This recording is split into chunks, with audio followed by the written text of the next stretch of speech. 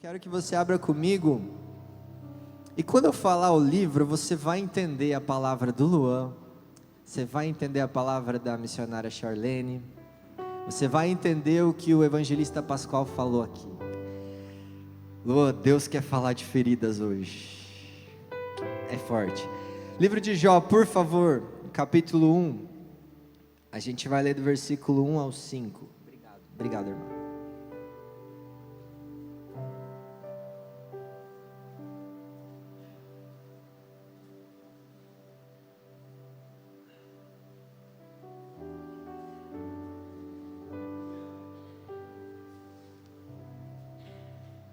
Quem achou diz amém, por favor. Glória a Deus. Eu vou ler na versão NVI, para o desespero do pessoal da mídia, né? Quando você muda de última hora. Mas eles são ninja lá. Meus irmãos, acompanhe comigo a palavra do Senhor. Na terra de Uz, vivia um homem chamado Jó. Era homem íntegro e justo. Temia a Deus e evitava fazer o mal. Tinha ele 7 filhos e 3 filhas, e possuía 7.000 ovelhas, 3.000 camelos, 500 juntas de bois e 500 jumentos. E tinha muita gente a seu serviço. Era o homem mais rico do Oriente. Seus filhos costumavam dar banquetes em casa, um de cada vez, e convidavam suas 3 irmãs para comerem e beberem com eles. Terminado um período de banquetes, Jó mandava chamá-los e fazia com que se purificassem. De madrugada, ele oferecia um holocausto em favor de cada um deles, pois pensava: talvez os meus filhos tenham lá no íntimo pecado e amaldiçoado a Deus. Essa era a prática constante de Jó. Glória a Deus, pode se assentar. Que Deus venha falar no seu e no meu coração, no nome do Senhor Jesus, é a minha oração nessa manhã. Irmãos, o livro de Jó, ele é um livro bem difícil, um livro que nos deixa com muitas perguntas, talvez até mais do que respostas, e a resposta que o livro de Jó, ele dá, para tudo que vai acontecer com esse personagem, não é uma resposta cognitiva, é uma resposta lá no coração de Jó. Vou deixar para falar isso mais para o final. Só que Jó era um homem que naquela época em que ele vivia, no local que ele vivia no Oriente, estou vendo aluno da escola bíblica aqui, glória a Deus. Jó era um homem que no local em que ele vivia, ele era um dos mais ricos, era um dos mais, na verdade era o mais importante. A Bíblia vai dizer que ele tinha muitos gados, muitas ovelhas, camelos. Não faltava para aquele homem riqueza. Também não faltava para aquele homem filhos. Imagina aí, 10 filhos, 7 meninos e 3 meninas. É bastante, né? Só que naquela época os filhos ajudavam na construção do lar, com a força braçal e tudo mais. E era um sinônimo de que Deus abençoava a vida de Jó. Quando nós olhamos no início do que a Bíblia nos diz no capítulo 1, a Bíblia diz que Jó era um homem íntegro, justo, temia Deus e evitava fazer o mal. Deixa eu começar a te dizer algumas coisas já agora, de início. A Bíblia coloca essas coisas numa ordem. Ela diz que ele era íntegro, que ele era justo, que ele temia Deus e evitava fazer o mal. Quando a Bíblia diz isso, ela está dizendo que o evitar fazer o mal é uma consequência de uma pessoa que se importou em ser justa, em ser reta e em temer a Deus. Quando nós vamos para o Novo Testamento, ele diz: sujeitai-vos, pois, a Deus, e resisti ao diabo, e ele fugirá de vós. Existe uma ordem que nós temos que respeitar, se nós quisermos enfrentar os tempos difíceis que a missionária Charlene falou aqui. Ela falou, não está fácil, nos tempos que nós estamos vivendo. Porém, é pior ainda para quem não dedica o seu coração em ser uma pessoa reta, justa e temente a Deus. O Espírito Santo já está falando. Como entrou o seu coração aqui nessa manhã, meus irmãos, minhas irmãs? Deus está nos chamando para nos lembrar que Ele ama aqueles que têm um coração reto, justo e temente a Deus. Jó era assim no seu trabalho, nas suas finanças, e olha que era um homem carregado de responsabilidades, mas ele mantinha o seu coração alinhado. O que é uma pessoa justa? Uma pessoa que se alinha com a vontade de Deus e não se desvia dela. Uma pessoa reta que anda em retidão íntegra, uma pessoa que é completa na frente das outras e quando ninguém está vendo. Mas será que Jó era assim na sua família? Será que a Bíblia nos possibilita extrair alguma informação a respeito de Jó quando ninguém estava vendo? E sim, dá para extrair quando nós olhamos para os filhos de Jó. A Bíblia vai dizer a partir do versículo 5, aqui no versículo 4, que iam seus filhos e faziam banquetes em casa de cada um no seu dia, e enviavam e convidavam as suas 3 irmãs a comerem e beberem com eles. Os filhos de Jó eram unidos. Os filhos de Jó não eram briguentos, não eram, um virava a cara para o outro, não era uma família desestruturada, uma família que tinha aquela contenda enraizada que um filho queria matar o outro, igual nós vemos nos filhos de Davi. Mas os filhos de Jó se sentavam juntos à mesa, faziam seus banquetes, os meninos convidavam as moças e eles se reuniam para comer. Eu não acho que isso é por acaso, evangelista Pascoal. Eu acho que isso demonstra um sacerdote e uma esposa que eram unidos e davam um exemplo para os filhos também serem. Às vezes a gente pensa, mas pessoas ricas, que têm muita riqueza, não combina. Jesus já disse que é mais fácil um camelo passar pelo fundo de uma agulha do que um rico entrar no reino dos céus. Os discípulos se escandalizaram, mas aqui nós vemos Jó, um homem que possuía muitas riquezas, com a sua vida toda alinhadinha. Deixa eu te dizer que é possível você ter uma família comercial de margarina. É possível, se o sacerdote, se a esposa andarem retos na presença de Deus, Deus vai consertando, Deus vai alinhando, e a sua família será, e já é uma bênção, em nome de Jesus, como a família de Jó. E eu percebo, meus irmãos, que a Bíblia diz que a prática constante de Jó, não uma vez ou outra, porque depois que aqueles filhos se reuniam, passava aquela rodada de banquetes, ela diz que ele se levantava de madrugada e oferecia sacrifícios em favor dos seus filhos, pois ele temia que eles tivessem pecado no seu coração. Talvez os meus filhos bebessem um pouco e tenham blasfemado contra Deus, e para prevenir ele oferecia holocaustos que eram sacrifícios. Perceba aqui que Jó, no coração dele, separava muito bem as coisas santas das coisas profanas. Jó mantinha no seu coração uma integridade, uma retidão, que conservava ele você já viu aquelas pessoas que depois de um certo tempo, elas começam a misturar, e as coisas de Deus começam a se tornar comuns para ela, e ela perde o valor das coisas espirituais, e a santidade vai se tornando algo que ela vai misturando com as coisas do mundo. Jó não era assim, porque ele olhava para os filhos dele, e no coração dele ele separava muito bem. Meus filhos são uma bênção, mas pode ser que eles tenham pecado. Jó conseguia ter uma reta visão dos seus filhos, uma visão, vou usar um termo chato aqui, uma visão antropológica, uma visão de que aqueles filhos tinham uma natureza pecaminosa, verdadeira, que eles não eram anjinhos, que eles não eram santinhos, porque ele tinha uma vida reta na presença de Deus, e ele conseguia alinhar essas ideias no seu coração. Quando nós descuidamos o nosso caráter, que Jó era justo, íntegro e temia a Deus, nós vamos nos contaminando com o que esse mundo tem para oferecer.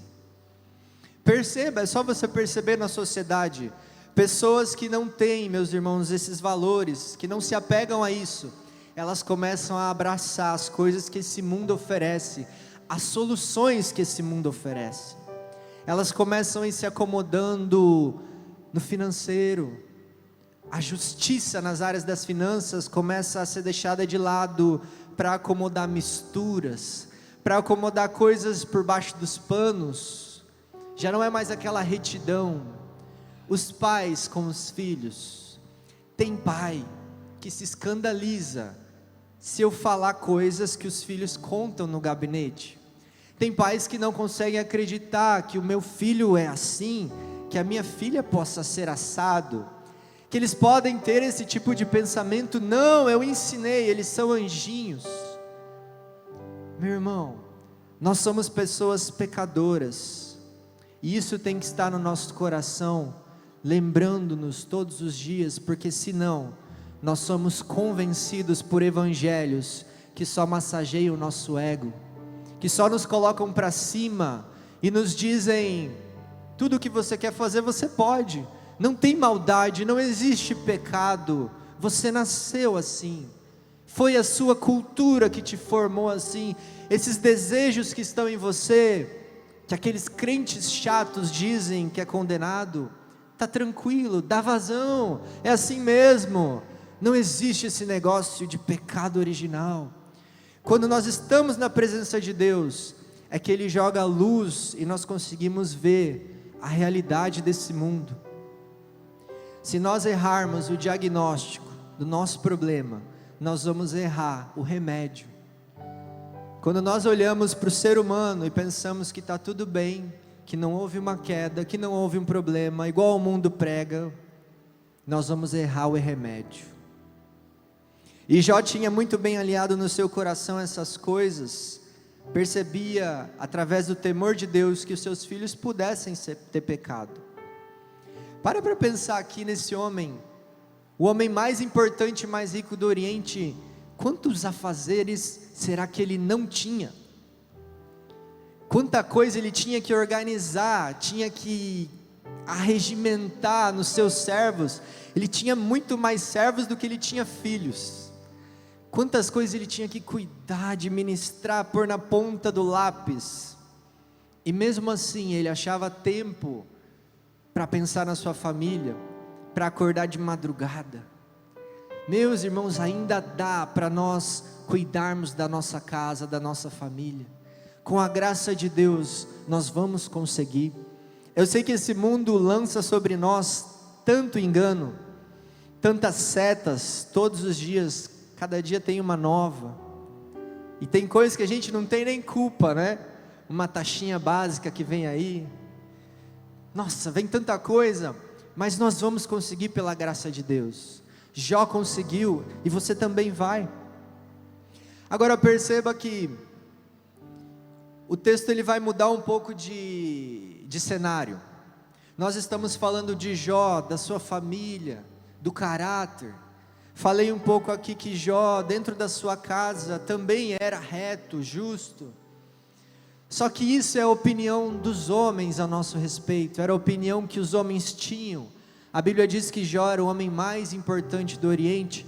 Isso fala do que aqueles homens consideravam a respeito dele. Mas o mais importante é o que Deus diz ao nosso respeito. O nosso alvo tem que ser aquilo que Deus fala, que nós somos. E a Bíblia vai começar a falar um pouco sobre isso, porque ela vai dizer a partir do versículo 6, e aqui começa um pouco das feridas, né? Ela vai dizer que num dia em que os filhos de Deus vieram apresentar-se ao Senhor, veio também entre eles Satanás. E Deus todo orgulhoso vai perguntar para Satanás: de onde você vem? E Satanás vai dizer: de rodear a terra e perambular por ela. E Deus vai perguntar para Satanás: você observou o meu servo Jó? Porque não há ninguém na terra semelhante a ele. Ele é justo, ele é reto, ele é íntegro e evita fazer o mal. Quando Deus diz isso, preste atenção que não é um homem falando, não é um amigo de Jó dando testemunho dele, mas é o próprio Deus confirmando no céu e na terra as qualidades daquele homem. Quando nós vamos para o Novo Testamento, nós vemos uns garotos, lá em Atos 19, Paulo estava pregando, e Paulo expulsava demônios e realizava milagres no nome de Jesus, e uns taus chamados filhos de Cefa, eles observam aquela situação toda, e eles querem expulsar demônios também. Mas Paulo tinha não só o nome de Jesus, Paulo tinha relacionamento com Jesus, Paulo tinha vida com Deus, mas eles observam a fórmula: é só falar em nome de Jesus? Então partiu. E eles pegam o endemoniado e gritam: eu esconjuro-vos que o demônio que está em você saia. E aquele demônio salta em cima daqueles homens e arrebenta com eles. Eu vou ler o texto para você entender a importância de nós sermos conhecidos no céu e também no inferno. Está lá em Atos 19. Alguns judeus que andavam expulsando espíritos malignos tentaram invocar o nome do Senhor Jesus sobre os endemoniados, dizendo: em nome de Jesus, a quem Paulo prega, ordeno que saiam. Os que faziam isso eram os 7 filhos de Seva, um dos chefes dos sacerdotes dos judeus.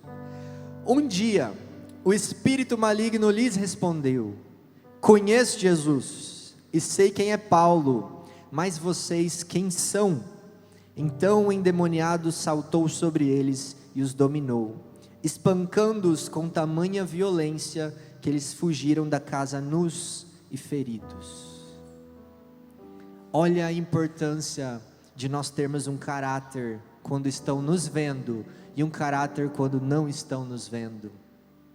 Você conhece pessoas que já se afastaram da igreja, e eu também, e francamente a igreja não aguenta mais, pessoas que sobem no púlpito, pessoas que se colocam à disposição do Senhor, e demonstram aqui uma performance tremenda, mas quando a gente ouve falar delas por detrás dos bastidores, é como esses filhos de Seva.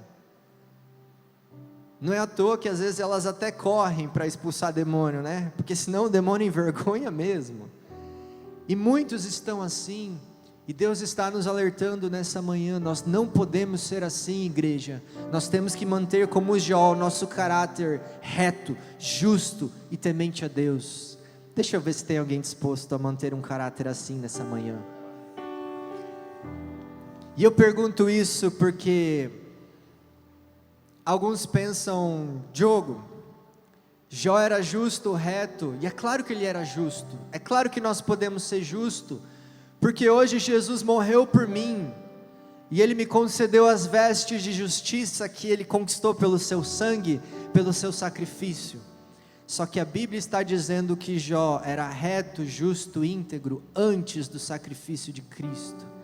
Ela não está enfatizando necessariamente as vestes que nós vamos receber, que nós já recebemos, mas ela está enfatizando o livre-arbítrio que cada homem tem, do seu dia a dia, de segunda a segunda. É claro que a graça de Deus cobre os nossos pecados, é claro que a graça possibilita o homem ir além da onde ele vai, da onde ele consegue ir, mas existe uma parcela de responsabilidade que é minha e é sua, que você faz o cuidado com as suas mãos, com os seus olhos, com os seus ouvidos. Desenvolvei a vossa salvação com temor e tremor. É o Senhor quem dá a salvação, mas nós temos que desenvolver. Não tem como tirar essa responsabilidade, porque algumas pessoas dizem: é tudo graça, eu posso fazer o que eu quero, a graça me cobre. Mas Deus está elogiando um homem que decidiu ser reto, íntegro e justo. Deixa o Espírito Santo ir bradando no seu coração, no seu trabalho, durante a semana, na sua casa, na sua família. Deixa Ele te lembrar. Houve algum episódio em que você se sentiu tentado a se desviar? Porque quando a Bíblia diz que Jó evitava fazer o mal, quer dizer que o mal batia à porta do coração de Jó também. Quer dizer que Jó observava o mal e fugia, passava de largo, mas o mal também tentava o coração daquele homem. Nós passamos por tentação, eu passei essa semana, você também. Mas nós estamos desviando, estamos mantendo o nosso coração firme. Eu estou batendo na tecla porque Deus quer falar com alguém.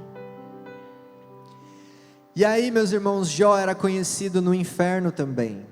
Salmo capítulo 32, versículo 2 diz: bem-aventurado aquele a quem o Senhor não atribui pecado, e em cujo espírito não há engano. Ai, como é bom chegar no culto domingo de manhã e ter o coração limpo para abrir os braços na presença de Deus. E ainda que não esteja tão limpo assim, o Senhor lava com o seu sangue carmesim, nos perdoa e nos coloca na presença dEle, e nos faz sentir a graça dEle nessa manhã. Irmãos, mas eu quero entrar agora numa parte que é complicada do livro. É a parte que nós não entendemos muito bem, nós precisamos ser sinceros. É o que vai acontecer a seguir. Como eu disse, vindo um dia, Satanás se apresenta junto com os filhos de Deus, e nós cremos nas regiões celestiais. E os filhos de Deus aqui são os anjos, não são homens. E quando ele diz para o Senhor que ele vinha de rodear a terra e perambular por ela, ele estava dizendo o que ele faz de costume, e o que ele continua fazendo até hoje.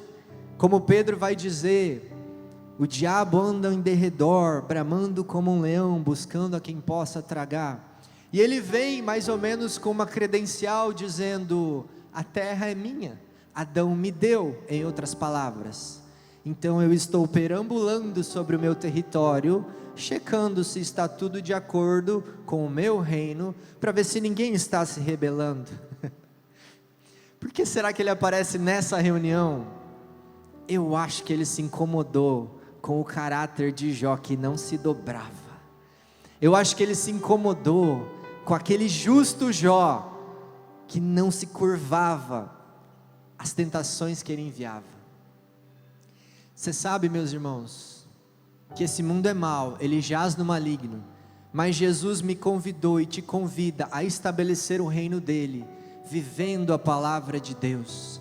E quando nós vivemos a palavra, quando nós nos santificamos, nós vamos estabelecendo o reino de Deus na nossa família, na nossa sociedade, e ali vai sendo colocada uma cerca onde o diabo não consegue avançar. O que ele responde para Deus? É claro que Jó te serve. Por acaso o Senhor não colocou uma cerca ao redor de tudo que ele possui? E encheu ele de bens, de gado, de prosperidade? Mas tira tudo isso dele, e eu quero ver se ele não blasfema na tua face. É o que Satanás vai dizer. E aí, Deus, meus irmãos, Ele vai permitir o início da provação na vida de Jó. Preste atenção, porque eu sei que tem gente aqui sofrendo, e eu sei que tem gente aqui sentindo um sofrimento que não entende, perguntando para Deus nessa manhã: Senhor, por que eu estou vivendo isso? Porque a minha casa está vivendo isso? Porque meus filhos, meu marido, minhas finanças? E sim, a palavra tem algumas respostas para você. Talvez não é o que você pensou, nem o que você queria, mas é a resposta que Deus dá para Jó, inclusive. Quando Deus permite Satanás tocar a vida de Jó, Deus diz para Satanás: ok, se você acredita então, e eu estou parafraseando, se você acredita que ele só me serve por causa das bênçãos que eu dou para ele, em outras palavras, o diabo dizia: ninguém te servirá por quem o Senhor é, pois o Senhor não é digno de ser servido, por quem o Senhor simplesmente é. O Senhor tem que encher as pessoas de bênção, para elas quererem te servir. E Deus está então dizendo, se é assim, então está autorizado. Pode tocar nos bens de Jó. Tudo que ele tem está em suas mãos. E Deus entrega nas mãos de Jó, pasmem, como se fosse o advogado de Deus na terra.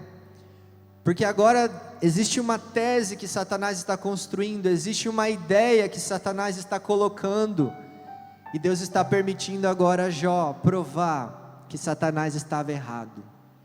Quem será que conhece o coração do homem? É Satanás ou é Deus? E mais do que depressa o diabo sai dali e começa uma atrás da outra tragédias.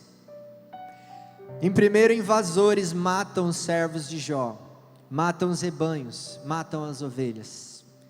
Não dá nem tempo do primeiro mensageiro que vem contar a notícia para Jó, não dá nem tempo de Jó respirar, já vem o segundo, e diz que fogo dos céus caiu, simplesmente caiu fogo dos céus e matou as ovelhas e o restante dos pastores. Jó não tem nem tempo de processar o luto, não dá nem para iniciar a primeira fase do luto, e já vem um outro mensageiro, e diz que um vento muito forte, quando os seus filhos estavam nos banquetes que Jó tanto conhecia, bateu contra aquela casa, derrubou tudo, e matou os 10 filhos num único dia. Todas essas coisas aconteceram. Pense no coração daquele homem, ouvindo todas aquelas notícias, sem nem conseguir puxar o fôlego. Você viveu algo parecido com isso, esse ano, essa semana? Deus está falando com você, e é natural que surja no coração de Jó, Deus, por quê? Mas ele precisa dar uma resposta. Eu acredito que ele olha para o seu interior, ele olha para tudo que ele viveu, ele olha para tudo que ele pôde desfrutar, que Deus permitiu, e o que esse homem vai dizer, alimenta corações até hoje. Ele vai dizer, nu saí do ventre da minha mãe, e nu partirei, o Senhor o deu, o Senhor o levou, louvado seja o nome do Senhor. Como é difícil nós lermos isso, pois eu, não sei você, mas eu me sinto tão distante desse versículo. Deus, se eu passasse por isso, será que eu diria isso? Será que eu teria coragem de louvar ao Senhor como Paulo e Silas na prisão? Irmãos, nós vemos em toda a Bíblia, que quando Deus quer levar homens a lugares mais altos, a revelações mais altas e mais profundas, muitas vezes primeiro Ele precisa descê-los a dores mais profundas também. Abraão, que é considerado amigo de Deus, olha o teste que Deus colocou na mão dele, vai até o Monte Moriá e oferece teu filho Isaque. Daniel, que chegou a ser governador, olha o teste que ele teve que enfrentar na cova dos leões, olha tantas coisas que ele passou, para chegar a ser o segundo junto a Nabucodonosor. Olha José no Egito, como Deus permitiu que ele descesse aos porões daquele Egito, se sentisse um nada, fosse esquecido inclusive pelo, acho que era o padeiro, né? Que até esqueceu ele na prisão, mas olha onde Deus levou ele. Será que Deus está levando Jó lá embaixo, para depois reerguê-lo? E se você conhece a história, você sabe que sim, mas existem mais elementos aqui que eu queria trabalhar com você. Entre a primeira permissão que o diabo dá, e Jó não blasfema, e Jó não imputa culpa contra Deus, Jó não diz nada do qual Satanás pudesse pegar e acusá-lo, e apresentar diante de Deus. Então, vem outra reunião nos céus. A Bíblia diz que um outro dia, um tempo depois, os filhos de Deus estão de novo na presença do Senhor, e vem Satanás entre eles, e Deus de novo é quem provoca. E aí, da onde você veio? E o diabo diz o mesmo, de perambular pela terra e passear por ela.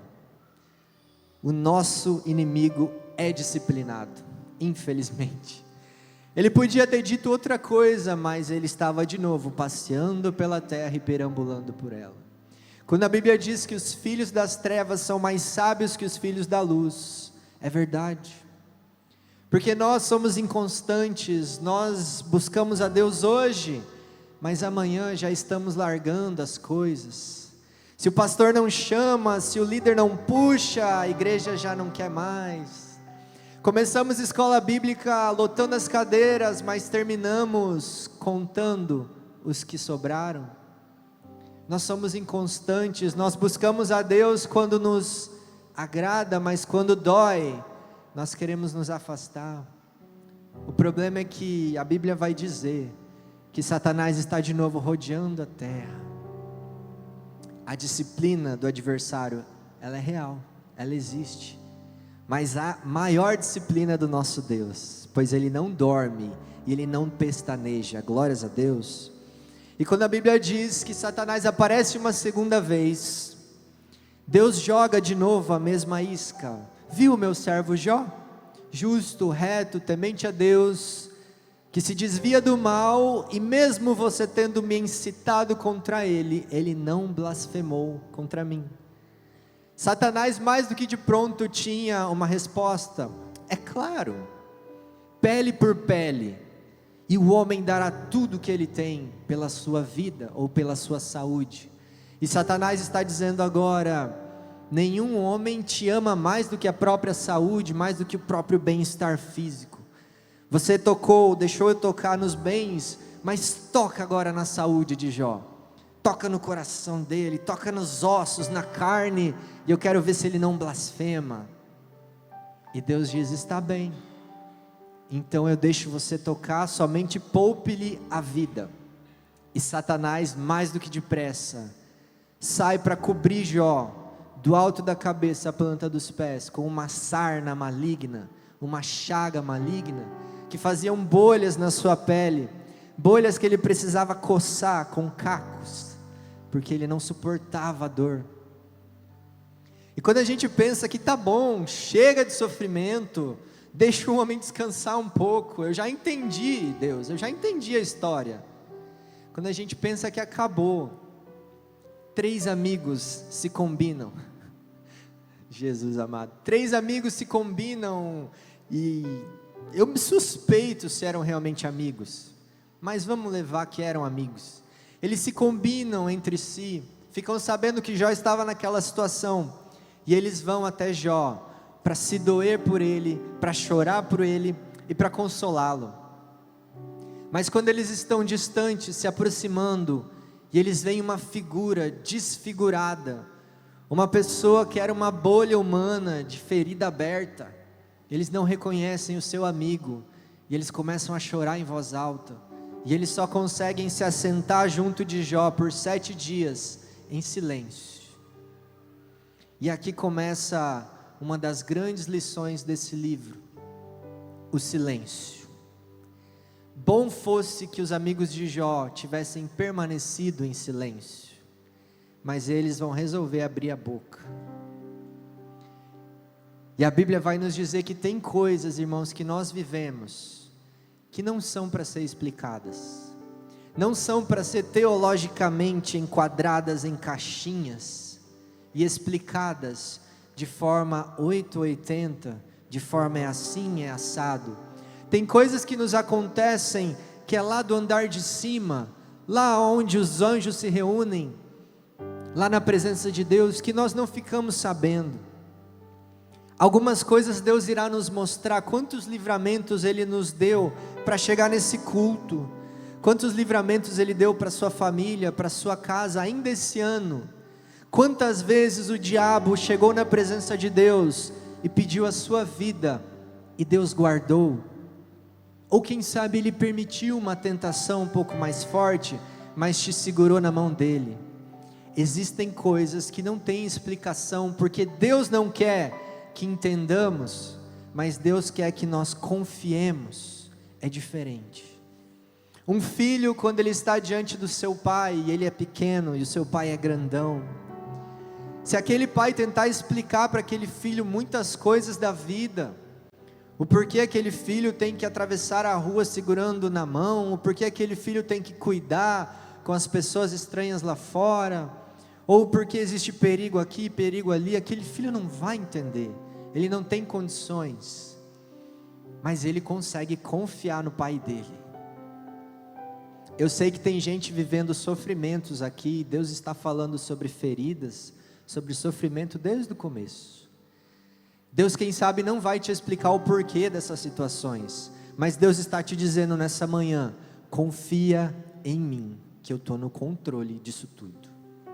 Confia em mim, tem coisas que você não sabe sobre essa situação, que eu sei, e o diabo é só uma marionete nisso tudo. Se ele permitiu algum ataque, alguma doença, alguma morte, ele ainda está conduzindo no controle, e ele não conduz para levar a um estado pior do que começou. Ele vai conduzir a história de Jó, permitindo esses espinhos, essas dores, para levar Jó a um final melhor do que o começo. Eu já vou chegar lá para você entender. Mas aqueles amigos de Jó, depois de 7 dias, quando Jó não aguenta mais, no capítulo 3, ele abre a boca, e ele começa a soltar o que estava no seu interior. Por mais que ele era um homem justo, reto, ele quer entender, e ele procura entender: Deus, por que que o Senhor, quando eu nasci, por que tinha braços lá para me receber? Por que eu não morri quando eu nasci? Por que os seios da minha mãe não secaram para que eu morresse e não chegasse à altura da minha vida que eu estou hoje? Por que o Senhor não me matou, Deus? E quantas vezes pessoas, eu e você, chegamos a pensar assim? Eu já pensei, eu já cheguei em estados em que eu pensei: Senhor, eu não estou vendo mais sentido nisso daqui, eu não estou achando razões para continuar, eu não estou vendo como continuar melhora. E às vezes a gente fica nesse estado, e é pela fé que nós temos que crer que Deus sabe o que Ele está fazendo. E aqueles amigos, tentando consolar Jó, eles vão abrir a boca e romper o silêncio também. Irmãos, embora eles fossem amigos, tivessem deixado seus negócios para passar uma temporada ao lado de Jó, eles não tinham um coração reto como era o de Jó, não pensavam acerca de Deus da forma que Deus gostava, queria, porque eles começam um após o outro, como espinhos, cutucar o coração de Jó, e tentar extrair dele uma confissão de pecado, dizendo: Jó, a nossa teologia é a seguinte, Jó, existe causa e existe efeito. Se você está vivendo um efeito terrível desses, conta para nós qual é a causa, qual é o pecado que você não está querendo contar. Para, Jó. Em vários capítulos eles dizem: para, Jó, de ficar falando para Deus que você é sincero, que você é justo, que você é reto. Ninguém nessa condição enfrenta essa destruição toda. Jó confessa aonde você pecou contra o Altíssimo, e eles vão capítulo após capítulo espizinhando o coração de Jó, enfiando espadas, porque a nossa palavra às vezes ela machuca, né? Ela machuca. Isso fala para nós, meus irmãos, que existem coisas que é melhor nós não procurarmos tentar explicar, mas colocarmos na presença de Deus, porque senão nós podemos errar.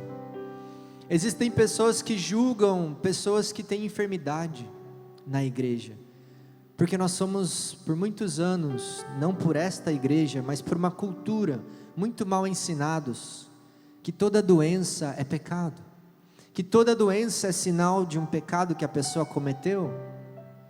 Por muito tempo pessoas com autismo sofreram, porque é demônio, porque as crises é manifestação. Uma teologia tosca, um pensamento simplista que coloca tudo em caixinhas e diz que se alguém está padecendo é porque aquela pessoa tem algum pecado em secreto. Câncer, então, meu Deus do céu, câncer só pode ter sido algum pecado terrível que a pessoa cometeu. Nem sempre é assim.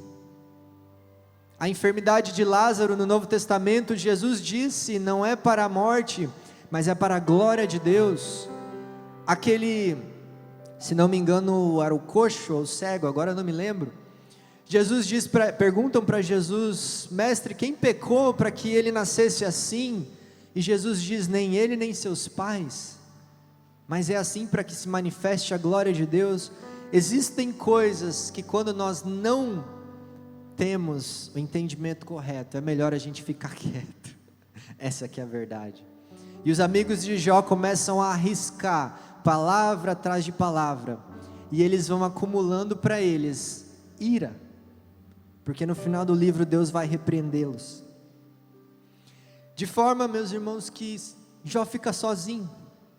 Jó fica sozinho porque até a esposa dele, no começo das provas, quando ele vira uma chaga humana, ela vira para ele e diz, amaldiçoa esse Deus e morre. Você ainda conserva, Jó? Você ainda vai manter a sua retidão? Amaldiçoa esse Deus e morre logo. Até a esposa de Jó o abandona. Quem esse homem tem? Os amigos com quem ele poderia contar, a boca deles é uma espada, que fere mais ainda. A esposa não quer mais saber. Ele se tornou insuportável, incompreensível. Você já chegou num lugar assim? Em que você está vivendo algo com Deus, em que ninguém entende e ninguém consegue ajudar, e quando tentam, piora. Já viveu algo que Deus te colocou num lugar apertado, Deus te colocou num Egito apertado, teu esposo não entende, tua esposa não entende, teus filhos não entendem, os amigos tentam entender e acabam adicionando julgamento e culpa, e você fala, quem que eu tenho nessa terra? Com quem eu posso me apegar? E aquele silêncio ensurdecedor começa a tomar a sua alma, e você pensa, por que eu estou vivo? Deus, eu não estou entendendo. E Jó começa a clamar ao único que podia dar respostas. Do capítulo 3 ao 38, Jó faz várias perguntas a Deus, e ele questiona com uma motivação correta, Deus, por quê? Por que tudo isso? Onde está o Senhor? E a Bíblia diz que Deus fica em silêncio todos esses capítulos, e o silêncio de Deus é doloroso, é ou não é? Tem gente balançando a cabeça, é doloroso. O silêncio de Deus parece que faz com que as nossas vozes internas comecem a gritar. Eu tenho uma que, meu Deus do céu, quando Deus fica em silêncio eu já começo, onde eu pequei? Onde eu pequei, onde eu pequei, onde eu pequei? Camila, tira uma palavra para mim, onde é que eu estou em pecado? A gente reage de forma diferente ao silêncio de Deus, mas Ele nos desespera de certa forma. Quando Jesus está na cruz, e Ele está recebendo em si o pecado da humanidade, e acontece aquela separação entre Deus Pai e Deus Filho, e Ele sente o silêncio de Deus, nem Ele aguenta, e Ele diz, Senhor, Deus meu, por que me desamparaste? E o silêncio da cruz, Deus entende a sua dor, e Ele tem um propósito nesse silêncio.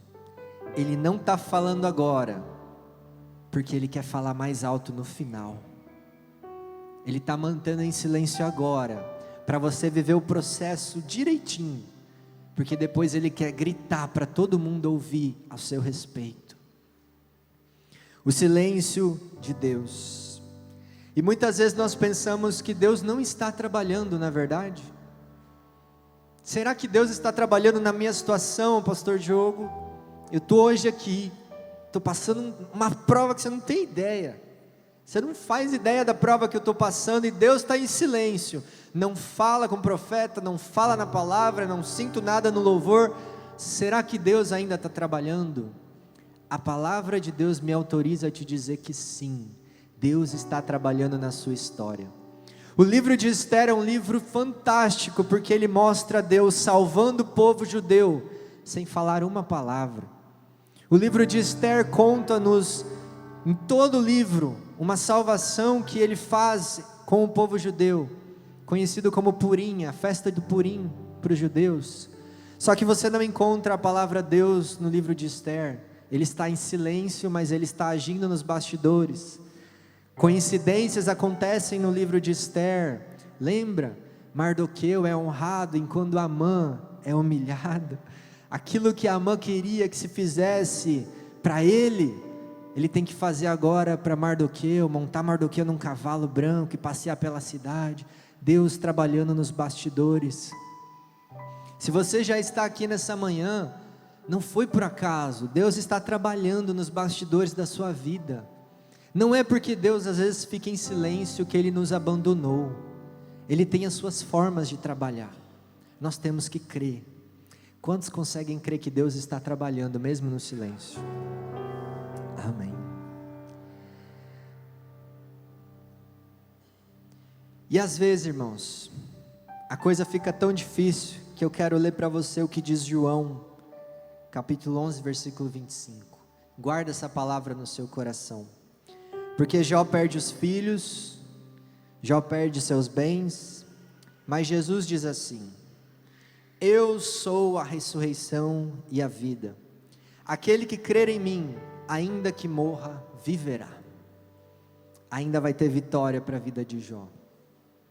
O evangelista Pascoal subiu aqui e começou a falar de alegria. Aí agora você junta a aprovação de Jó com a alegria. Não é fácil, mas a Bíblia diz que nós temos que ter alegria nas tribulações. Livro de Tiago, capítulo 1, versículo 2 ao 5. Eu não vou ler isso porque eu consigo cumprir esse versículo na íntegra. Eu também tenho minhas dificuldades. Mas é um desafio para mim e para você que Deus nos chama nessa manhã. Meus irmãos, considerem motivo de grande alegria. Olha aí, evangelista, Deus te usando. O fato de passarem por diversas provações. Assim vocês saberão que a prova da sua fé produz perseverança. No entanto, a perseverança deve ter ação completa, a fim de que vocês sejam perfeitos e íntegros, sem que lhes falte coisa alguma. Se algum de vocês tem falta de sabedoria, peça a Deus, que a todos dá generosamente, sem reprovar ninguém, e lhe será concedido. Glória a Deus por essa palavra. Quem aqui precisa de sabedoria para enfrentar o conflito que está vivendo? Eu creio que Deus está derramando na sua vida, porque você não veio aqui à toa, nem eu estou aqui sem pagar preço à toa. Deus vai derramar na sua vida a partir de hoje uma sabedoria celestial, porque a Bíblia diz que existe a sabedoria carnal, que gera só obras da carne, mas existe uma sabedoria em que Ele te conduz pelo Espírito de Deus, para lidar com o que você está enfrentando, e Ele está entregando para você hoje, eu creio no nome de Jesus. Irmãos, e apesar do silêncio de Deus, convidando Jó a confiar, ao invés de entender, Deus vai falar. E aqui eu entro no que a missionária Charlene falou. Ela diz que não viu ainda um justo sem uma oração respondida. Pode demorar do capítulo 3 ao 38, e pode vir vários percalços no meio do caminho, mas Deus vai responder. Talvez não é do jeito que nós queremos, mas Ele responde. E no capítulo 38, do meio de um redemoinho, Deus começa a falar com Jó. Deus começa a responder os questionamentos de Jó, com mais questionamentos da parte dele mesmo. E ele começa a metralhar Jó com 70 perguntas, do capítulo 38 até o 41. Jó, aonde você estava quando eu lancei os fundamentos da terra? Jó, como se formam as nuvens, se é que você sabe? Jó, por acaso você pode pescar o Leviatã que eu criei, esse monstro marinho, com um anzol? Jó, por acaso isso, por acaso aquilo, você sabe isso, você sabe aquilo? Aonde você estava quando eu colocava os limites do mar e dizia para eles, vão até ali e fiquem somente até aqui? Deus começa a despejar sobre Jó um pouquinho da soberania de Deus, um pouquinho da majestade do nosso Deus, da grandeza do nosso Deus. Preste atenção que Jó começa a passar a partir desse momento um tempo na presença de Deus.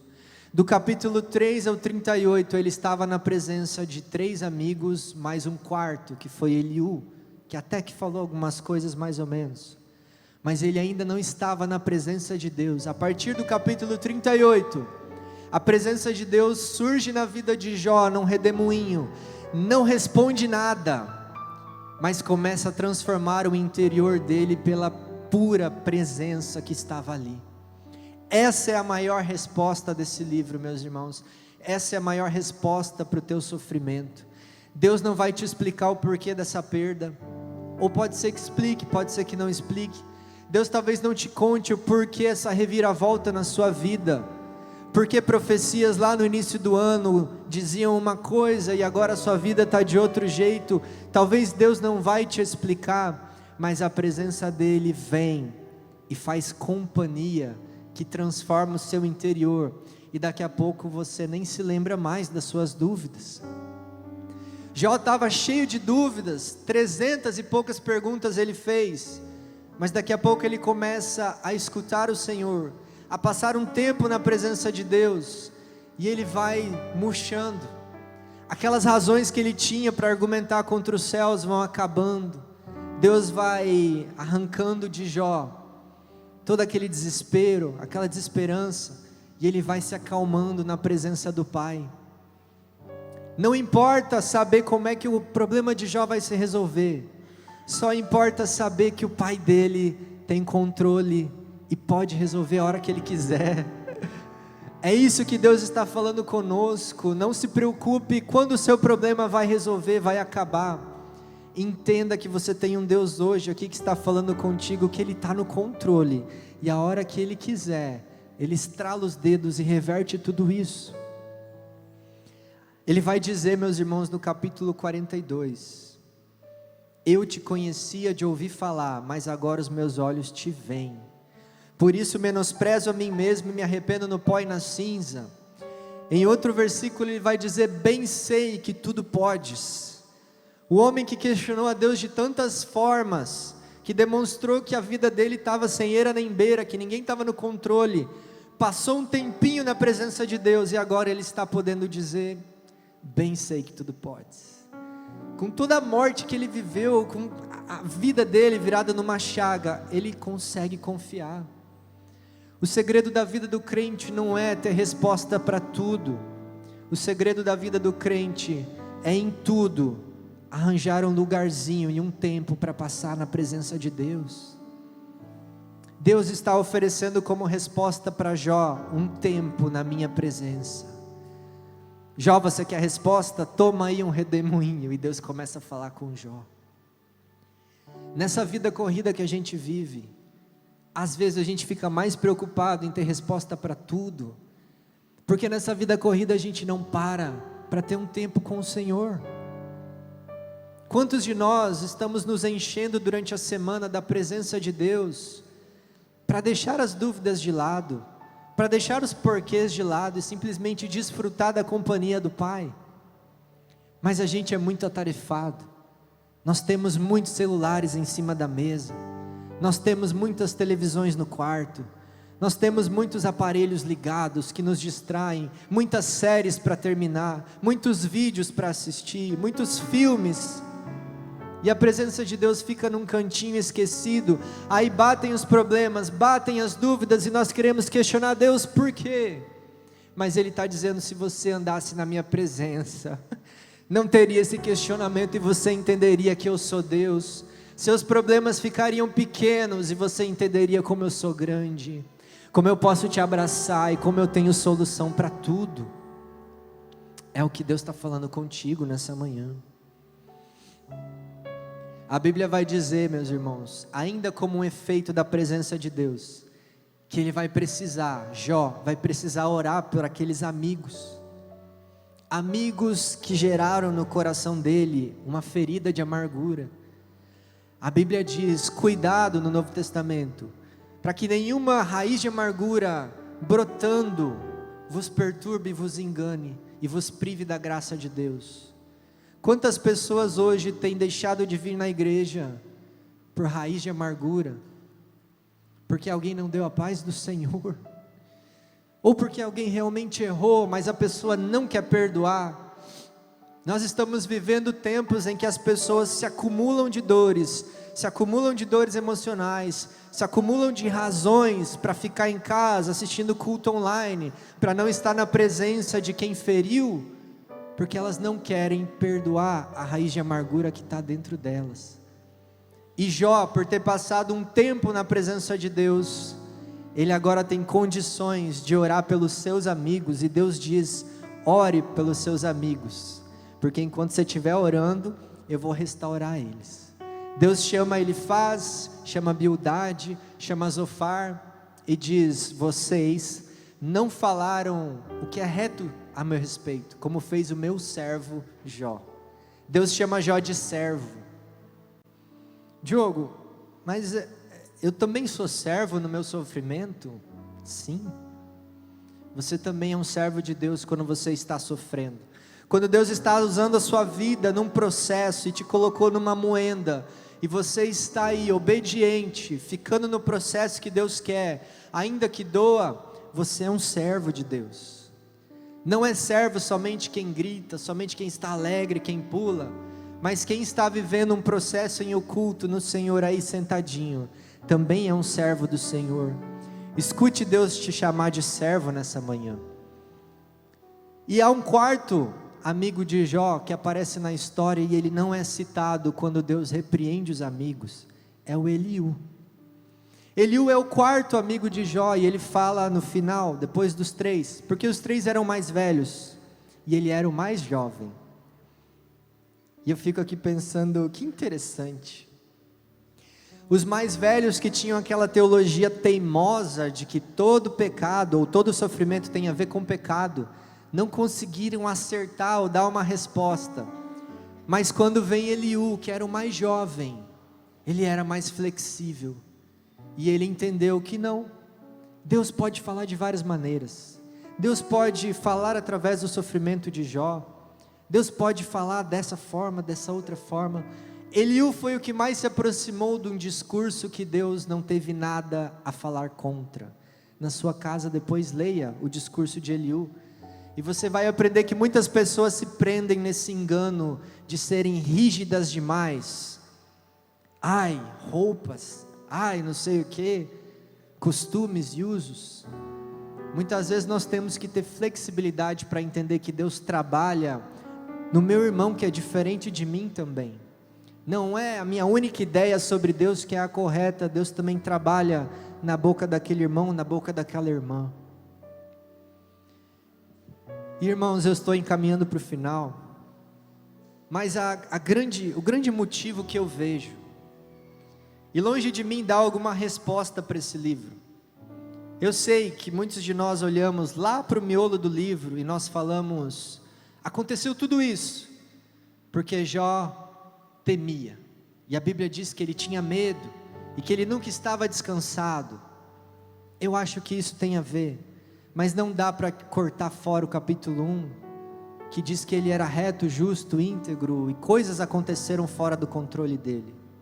É claro que o medo teve uma parcela, mas não é o motivo de tudo isso acontecer. Mas a Bíblia diz que depois que Jó orou pelos seus amigos, o Senhor lhe trouxe restauração, e lhe deu em dobro tudo quanto tinha antes. Todos os seus irmãos e irmãs e todos os que o haviam conhecido celebraram com ele um banquete. Então o Senhor abençoou, presta atenção porque eu acho que esse é o motivo. Então o Senhor abençoou o final da vida de Jó, mais do que o início. Tem coisas que Deus está permitindo na sua vida, porque o seu começo não é tão importante, mas o seu final é. E Ele quer que o seu final seja melhor do que o início. Ele quer construir no seu caráter um Diogo melhor do que quando o Diogo começou, uma Camila melhor do que quando a Camila começou. Só que nesse processo não tem como crescer sem enfrentar certas dores. Talvez você não está vivendo perdas igual Jó, mas Deus está te convidando há um tempo a visitar lugares de cura no teu coração que você trancou e que são doloridos. É o perdão aos pais que você tem que dar. É o perdão a alguém que te feriu. É alguma coisa que você tem que soltar, que esse é o seu sofrimento, e você sabe que Deus quer passar por ali com você, para te levar a um lugar mais alto, um lugar de revelação mais profunda. Por que eu digo isso? Porque foi no fundo desse sofrimento que Jó teve uma das revelações mais profundas que tem a ver com a Santa Ceia. Ele vai dizer no capítulo 19, versículo 25: quanto a mim, eu sei que o meu Redentor vive, e que no fim se levantará sobre a terra. Depois que o meu corpo estiver destruído e sem carne, verei a Deus. Eu o verei com os meus próprios olhos, eu mesmo, não outro, como anseia no peito o coração. Num tempo patriarcal, Jó está tendo uma revelação muito além do seu tempo, muito na frente. Ele está vendo que um dia o Redentor dele se levantaria. E se levantaria, depois que o corpo dele estivesse destruído, ele ressuscitaria. Ou seja, ele teve uma revelação da obra de Jesus, a qual nós vamos memorizar hoje através da Santa Ceia. Tem dores que Deus está te levando, porque Ele quer construir em você uma revelação. Para falar da boca para fora? Não. O Luan disse aqui, para falar com propriedade. Eu quero profetizar, meus irmãos, que aqui quem está sofrendo é porque a sua dor ainda vai ser o seu maior ministério. A sua dor ainda vai ser o seu maior ministério. O Mário é tão usado porque assiste lá no podcast onde foi a dor dele. Nós estamos vivendo dores e Deus está nos colocando ali, não é pecado, é providência de Deus, porque Ele quer nos usar com propriedade na nossa maior dor. Os filhos que Jó tinha, os 10 filhos antes, o que ele tinha para dar? Riqueza, gado, ovelha, bois, camelos, banquetes. Aqueles filhos não precisavam se preocupar com uma mesa farta, mas Jó não tinha essa intimidade ainda, nem essa propriedade para dizer: eu vi um homem virar uma chaga humana e vi Deus restaurar, e esse homem, filhos, sou eu. Para os próximos 10 filhos que Deus vai dar, que vão nascer após toda essa destruição, Jó vai ter riqueza, Jó vai ter ovelhas, bois, condições, mas agora ele vai ter também uma revelação e um testemunho com propriedade para dizer: eu conheço um Deus agora de ouvir falar. Eu sei que esse Deus é Pai. Eu sei que esse Deus não quer matar, esse Deus quer melhorar. Esse Deus quer nos levar a lugares mais altos na presença dEle. Filhos, vocês vão passar por coisas que vocês não vão entender, mas eu descobri que eu também não entendi, mas eu encontrei na presença de Deus a resposta que eu preciso para continuar.